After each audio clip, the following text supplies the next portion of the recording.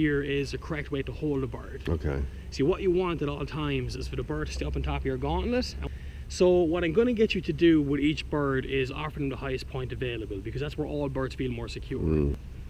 That's still a pretty young bird as well. Orlin would be just a little over 2 years old, so fully grown, fully mature.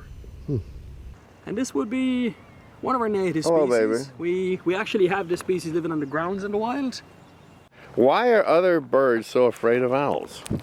Well, they're ferocious. They're a bird of prey. They will actually prey on other birds. So it's only right that they'll be afraid of their predators. Because I know in America everybody buys these plastic owls and sticks them in their garden. Oh, do they? Yeah? Oh, yeah. I didn't know that. Yeah, You didn't? and it scares away crows Supposedly. and stuff. Yeah. Mostly, yeah.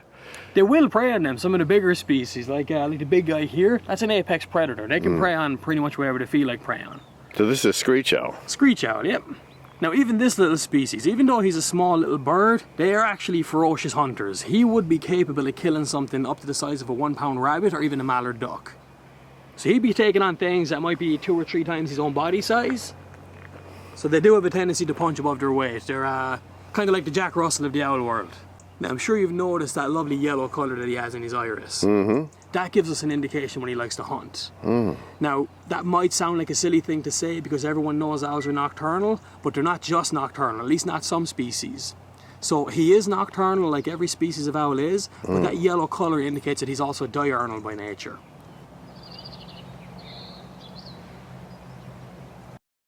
Oh, Eurasian eagle. Eurasian eagle. There's nothing that hunts after these guys in the world. But they're very, very similar. They'll hunt some of the same prey. Look at his beautiful eyes. Stunning, aren't they? There's a lovely feature with the eyes actually. What you want to try and do is have a look in from the side angle and try and focus on the orange iris very close to the surface, because it has like a 3D effect, and in a way it's like fire. You see like little kind of licks of flames on the inside.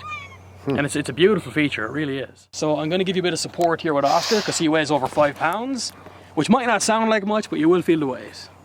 Try it with that. I just want to see how heavy it is. All right. Oh, it's not too bad.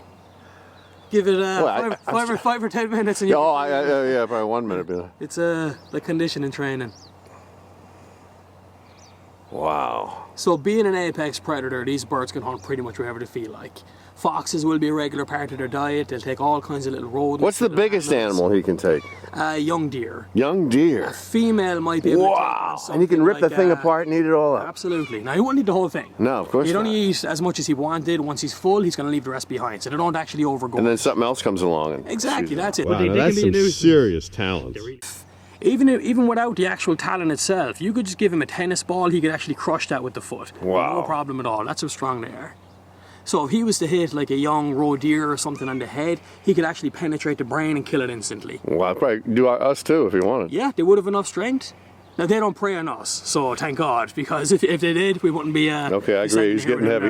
They do get heavy. We get there, fella. But generally speaking, they're not really known for attacking people. Huh. Oh, wow. He's got an impressive wingspan, doesn't he? Yeah. And that's how big he considers himself to be. No bird considers themselves to be just body size. It's from wingtip to wingtip. And anything that falls within that range might be a potential target depending on what it is. Good boy, Oscar. See what I mean? No sound. Yeah. So I'll give you a quick look at this here. Here it has a perforated edge, and it actually goes all the way down. It's on every single one of the flight feathers. You can see it really clearly yeah, here. yeah. You see it over here in the bigger feathers? Yeah. So each species of owl has that. Huh. Now as they're flapping their wings, that breaks the air as it's passing through, which deadens the sound. Oh my God. But that's only one part of it. There is a whole science behind it. Now, they don't have any oils in the feathers, because oils would break the air. Now the disadvantage to that is rain. You get any kind of long rainy periods, they soak it all up, they get very, very heavy, makes flight exhausting.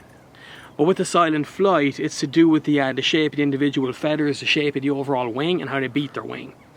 So basically what happens with every other species of bird, as they flap their wings, the air goes quicker over the top than it does the bottom. That allows for lift and for drag. Right. For owls, it goes seamlessly over both sides. So instead of breaking the air, they glide effortlessly through the air. Now there's advantages and disadvantages to that. The advantages, of course, are silent flight. The disadvantages are not very strong flyers. So they're not known for big distance flights, they're not known for high altitudes, so they'll generally stay around the tree line or lower. Now if you even have a strong opposing wind, it can upset the flight, throw them off balance, and really upset the bird. So sometimes they will hunt from a stationary position, sometimes they'll hunt from in flight. Oh, that's a beautiful shot. Stunning bird, isn't it? Yeah. Now those two horns that are standing up in the top of his head, they are referred to as ear tufts. But that name is a bit misleading because they're actually nothing to do with the ears, they're more like a mood indicator. So when you see an owl with the tufts up like that, he's telling you that he's feeling fully alert and he's taking everything in. A Mexican striped owl. And this guy would be a pretty formidable predator. Have a look at the size of those talons. Now in the wild, this particular species frequently likes to hunt things like snakes and lizards. Yeah. And that's why they have the extra foot size. You need to be able to take on the more dangerous predators. Now if one of these, if he gets a perfect strike on a snake, if he aligns his body perfectly and if he gets enough momentum behind the strike, it can actually be the equivalent force of a person getting hit by a 12-ton truck that's going about 35 miles per hour. So a lot of the time it's the impact that does the damage. Now that is of course relevant to whatever the prey is. Something bigger won't have the same force, but if he hits like a little mouse or a small little snake or something, he can kill it instantly. Just knocks it cold. That's it, exactly. He can hit the skull, crush it on impact, and that's it, game And over. they use their feet to do all this work. Always with the talons. Talons. Aggression doesn't actually come from the beak. We've 3 different species of owls in Ireland. We got barn owls, long-eared owls, and short-eared owls. That's all, folks.